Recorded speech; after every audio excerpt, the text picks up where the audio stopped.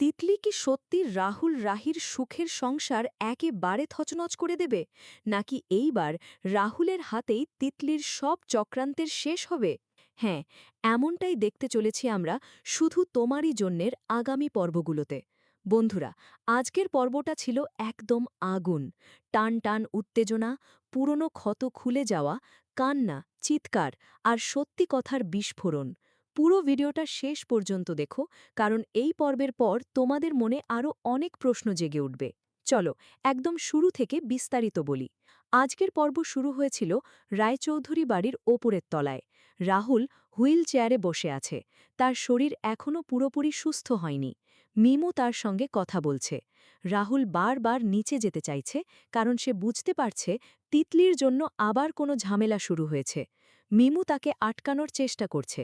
ভাই তুই বস, তুই খেল, আমি তোকে সার্ভ করেছি। কিন্তু রাহুল কিছুতেই শুনছে না। সে বলছে তিতলির কথাটা বলার পর থেকেই রাহি নিচে যাওয়ার চেষ্টা করছিল। ও ঠিক ফাঁদ বুঝে বেরিয়ে গেছে। আমাকেও যেতে হবে। এখানেই বোঝা যাচ্ছিল বাড়িতে আবার ঝড় উঠতে চলেছে। নিচের তলায় তখন অন্য একটা দৃশ্য।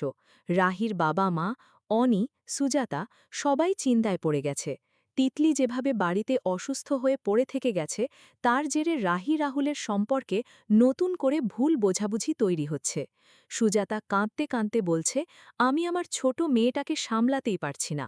অনি সান্ত্বনা দিচ্ছে, আন্টি, তিতলি কেমন আমরা সবাই জানি, কিন্তু আপনাদের এভাবে অপমানিত হতে দেখে আমার খুব কষ্ট হয়।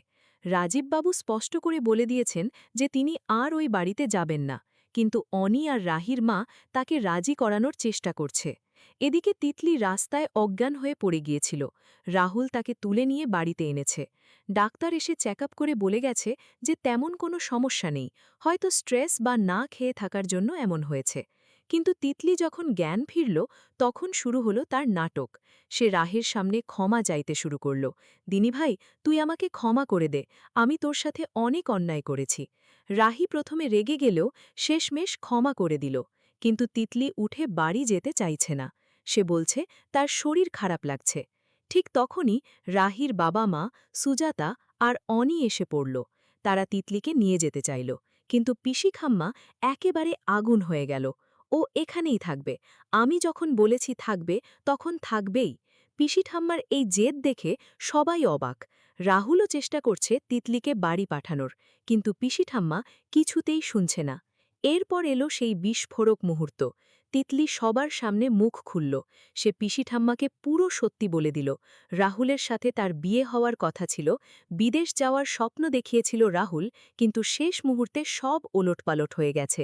রাহি আর রাহুলের বিয়ের পেছনের গল্প, রাহির দিদির ভূমিকা সবকিছু খুলে বলল।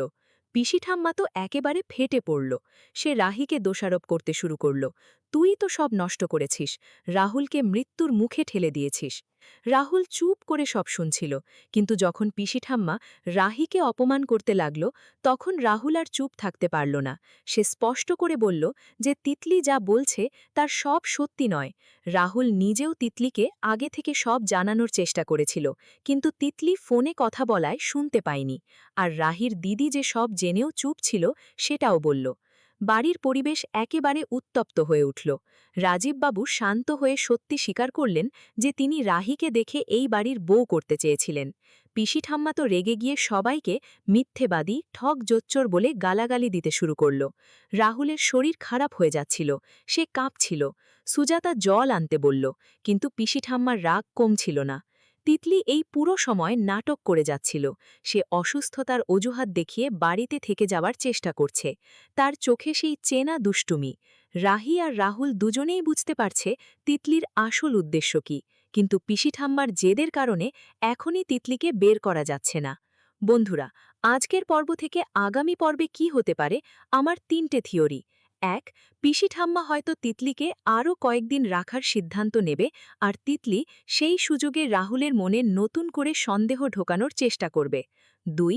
রাহুল হয়তো শেষমেশ তিতলিকে তার আসল জায়গা বুঝিয়ে দেবে আর রাহিকে পুরোপুরি সমর্থন করবে।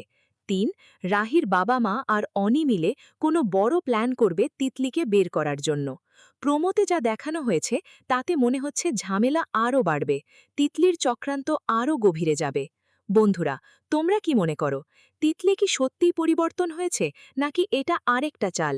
পিসি ঠাম্মা কেন রাহিকে এতটা অপমান করছে? রাহুল এবার কি করবে? রাহুলের সম্পর্ক কি টিকবে? তোমাদের মতে পরবর্তী টুইস্ট কি হতে পারে? কমেন্টে অবশ্যই জানাও। তোমাদের মতামত পড়তে আমার খুব ভালো লাগে। আজকের পর্বটা যদি তোমাদের ভালো লেগে থাকে তাহলে লাইক করো, চ্যানেলটা সাবস্ক্রাইব করো আর বেল আইকন প্রেস করে রাখো, যাতে পরবর্তী আপডেট মিস না হয়। ভিডিওটা তোমার বন্ধু-বান্ধব আর পরিবারের সাথে শেয়ার করো। আগামী পর্বের রিভিউ নিয়ে আবার হাজির হব। ততক্ষণ ভালো থাকো, সুস্থ থাকো। অনেক অনেক ধন্যবাদ। Take care.